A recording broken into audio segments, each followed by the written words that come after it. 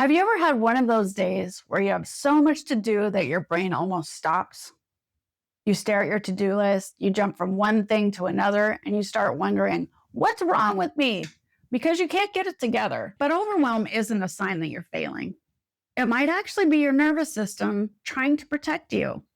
And today I'm going to show you one simple daily reset that can help you feel calmer, more grounded, and more able to move through your day. When overwhelm becomes your normal state, even simple things can start to feel hard. You might stare at one task and have no idea where to begin. You might jump between 5 different things without finishing any of them. Or maybe you scroll for a while on your phone just to get away from the pressure. Or you snap at someone you love because one more question feels like too much. And then on top of the overwhelm comes the judgment. You're thinking, why can't I just get it together? I know what I need to do. But here's what I really want you to understand. When you're already overwhelmed, putting more pressure on yourself to fix it can make your body feel even less safe. So the harder you push, the more stuck you might feel. And the goal of this reset isn't to make you better at carrying an impossible amount. It isn't about forcing yourself to calm down so you can get back to doing more. It's about creating enough safety in your body so that you can actually hear your body telling you what it needs. Maybe you need to take a small step. Maybe you need to rest. Or maybe you need support or a boundary or permission to stop carrying something that wasn't ever yours to carry alone. Because sometimes the answer isn't more discipline. Sometimes your body needs safety before your mind can create a solution. In this video, I'll show you how to recognize overwhelm in your body before it takes over, why trying to push it away can actually make it feel worse, and one simple daily reset that can help your nervous system feel safer, calmer, and more supported. For me, one of the biggest shifts happened was when I started changing how I began my day. At the time, I was working long, demanding shifts that started very early in the morning. And honestly, when you already have to wake up that early after getting home late the night before, waking up another 10 minutes early does not sound very appealing. The last thing I wanted to do was to add one more thing to my morning. But I decided it was worth it. And I started getting up a little earlier so that I could sit with myself and breathe and just center myself before the day began. Nothing complicated on those days. I wasn't trying to create a perfect morning routine. I was just giving myself a few quiet minutes to connect with my breath and notice how I was feeling before I started taking care of everyone and everything else. And slowly, I started to notice a difference. The shift was still long and demanding. But the thing was, I wasn't entering it already bracing for everything that might happen. Those 10 minutes weren't really taking something away from me. They were giving my body a chance to feel a little safer and more supported before that rush began. It was almost like I was telling myself, I'm here. We don't have to start this day in an emergency. And over time, that changed the way I moved through stress. So to understand why something this simple can make such a difference, we need to look at what the overwhelm is actually doing inside our body. Overwhelm isn't a sign that you're doing something wrong.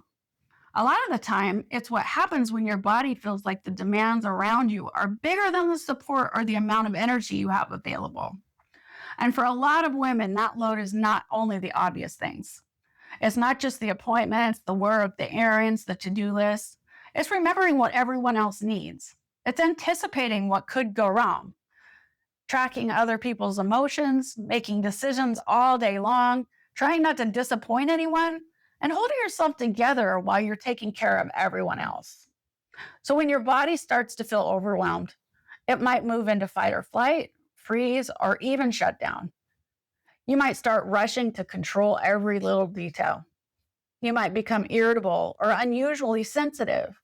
You might procrastinate or scroll or go blank or feel like you just want to hide.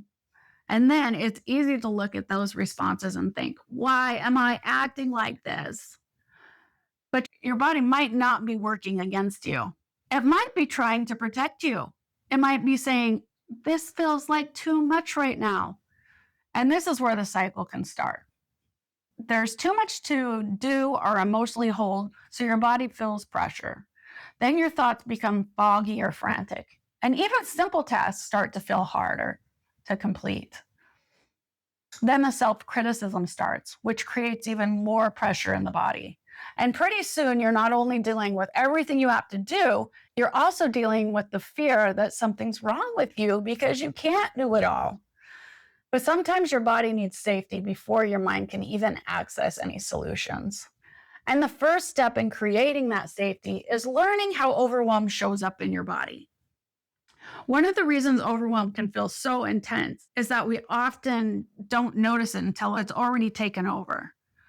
But your body usually gives you signs before you reach that point if you stop and listen. You might notice your jaw is tight, or your shoulders are creeping up towards your ears. Maybe you feel pressure in your chest or a knot in your stomach, or you realize you're holding your breath. You might feel restless, unusually sensitive to noise or clutter, or like one more question is going to push you over the edge. And overwhelm can show up in your behavior too. You might jump between tasks without finishing anything. You might shut down, try to control everything, or feel like you just want to hide or get away from everything for a while. So instead of immediately thinking, how do I make this stop? Try slowing down and getting curious. Ask yourself, what am I noticing in my body right now? Where do I feel that the most strongly? Does my body want to fight, run, fix, freeze, shut down, or reach for comfort? And then just notice the answer. You don't have to judge it. You don't have to fix it right away. The goal is just to be with yourself instead of abandoning yourself in the middle of the feeling. Because awareness is one of the first signals of safety. It tells your body, I notice what's happening and I'm here with you. So now let's walk through the reset. This is one simple practice with 4 parts: arrive, notice, offer safety, and choose what you need next. And that doesn't have to be perfect.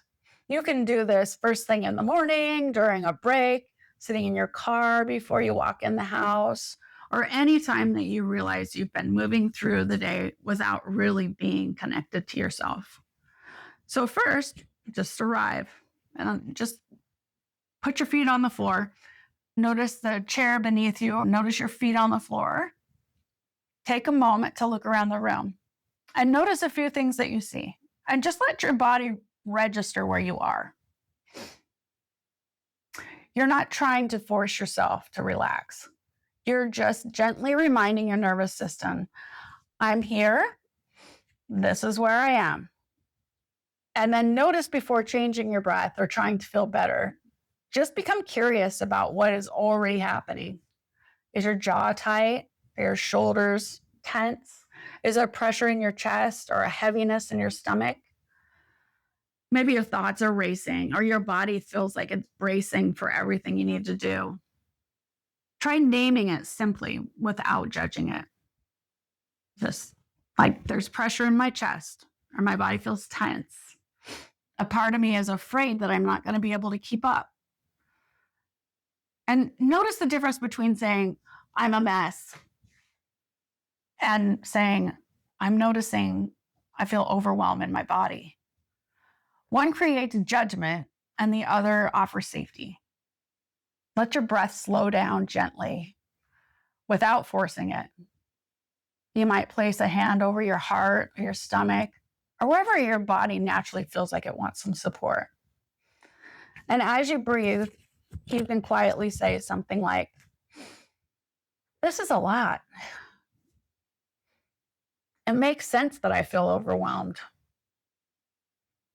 And you don't have to make this feeling disappear right now. The breath isn't to push the emotion away. You're just simply sending your body the signal, I see you and I feel you. And then just allow. See whether you can just be with the feeling just for a moment without needing to fix it. You might notice whether it moves, softens, grows, changes, or just stays exactly the same. There's no right result. You don't need to go from a 10 to a 0. Maybe the question is simply, can one part of me feel even 5% safer right now? And from that place, ask yourself, what do I actually need right now? What is the next manageable step? Maybe it's completing one small task. Maybe it's drinking some water or taking a break, asking for help, letting yourself cry, or changing an expectation that you've placed on yourself. The reset isn't successful just when the feeling goes away. It's successful when you come back to yourself, when you stop fighting your body long enough to hear what it's been trying to tell you. And this is where I think a lot of us accidentally put even more pressure on ourselves. We try the breathing exercise, the meditation, tapping, or whatever tool we've learned somewhere. And inside, we're thinking, okay, make this feeling go away. And if we still feel overwhelmed afterwards, we assume that the tool didn't work. Or worse, we start thinking that we're doing it wrong. But regulation doesn't mean forcing yourself to feel calm all the time. It means building the ability to stay connected to yourself while an emotion can move through you. Sometimes a breathing practice will help you feel calmer, but sometimes it might help you feel sadness or anger or fear or the exhaustion that was already underneath the overwhelm. And that does not mean the practice or you have failed. It might mean your body finally feels safe enough to let you notice what it's been carrying. And that being said, feeling an emotion does not mean forcing yourself to dive into the deepest, most painful part of it all at once. You're allowed to go slowly. In fact, it's preferable that you do. You might notice the tightness in your chest for a moment and then bring your attention back to your feet on the floor. You might allow a few tears to come and then look around the room and remind yourself where you are. You can move gently between the feeling and the safety of the present moment. Because allowing emotions isn't the same as overwhelming yourself with them. The goal is not to push the feeling away, and it is not to flood yourself with it either. The goal is to stay with yourself slowly, gently, and let your body know it does not have to face this feeling alone. And sometimes, as we begin listening to the body this way, we realize what we're feeling today may be connected to something much older. I once worked with a client who came in feeling depressed, stuck, and deeply unmotivated. On the surface, it might have looked like she needed more discipline or a better routine or someone to push her forward. But instead of focusing on what she wasn't getting done, what we did is slow down and start paying attention to what she was feeling emotionally. And as she stayed connected to the emotions and the sensations in her body, I gently guided her through a process of gentle tapping and inquiry, where little by little, this led us back to painful childhood experiences that she hadn't even consciously remembered or had the opportunity to fully process.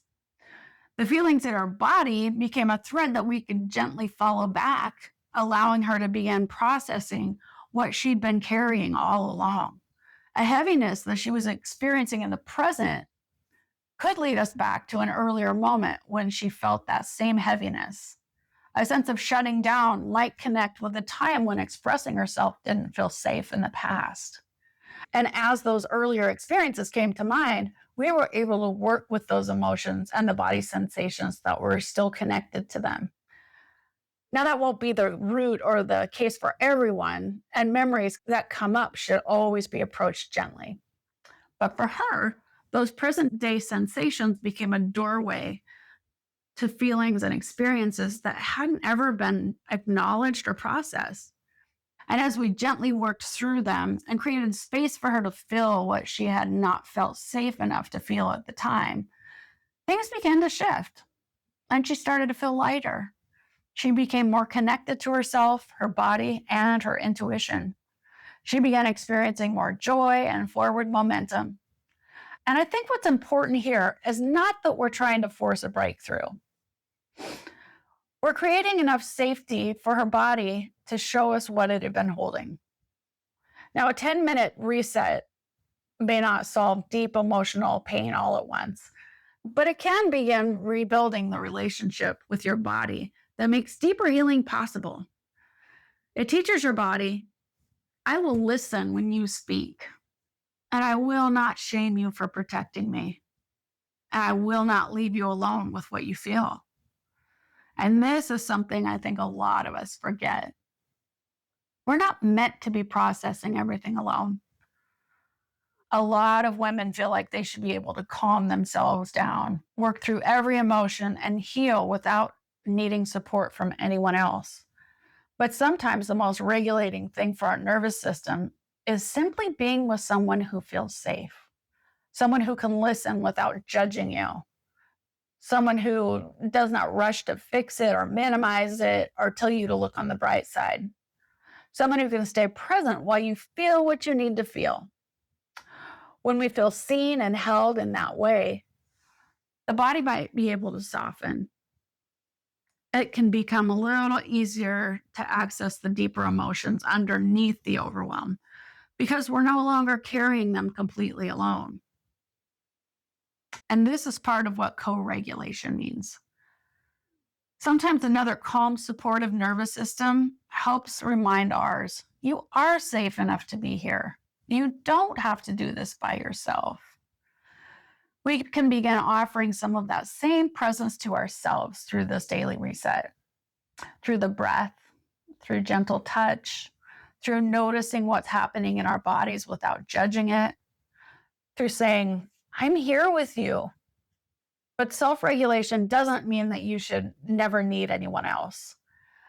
Sometimes the most honest thing this will show you is I need support. I need to talk to someone. I can't keep carrying this alone. And asking for support is not a sign that you're failing. Sometimes it's one of the clearest signs that you're finally listening to yourself. And this really is the deeper purpose of the reset. You're not regulating yourself so you can tolerate endless pressure more efficiently. You are not trying to become better at ignoring your needs or pushing past your limits. You're creating enough safety in your body to hear what it's actually trying to tell you. What are you feeling? What do you need? What feels like too much? What are you carrying that might not even belong to you? And what would it look like to respond to yourself with compassion instead of more pressure? Sometimes, once you feel more grounded, the next step will be to finish a task in front of you. But sometimes the next step might be resting or asking for help or setting a boundary or letting yourself cry or finally admitting that you cannot keep doing everything the same way. The reset is not about escaping what you feel.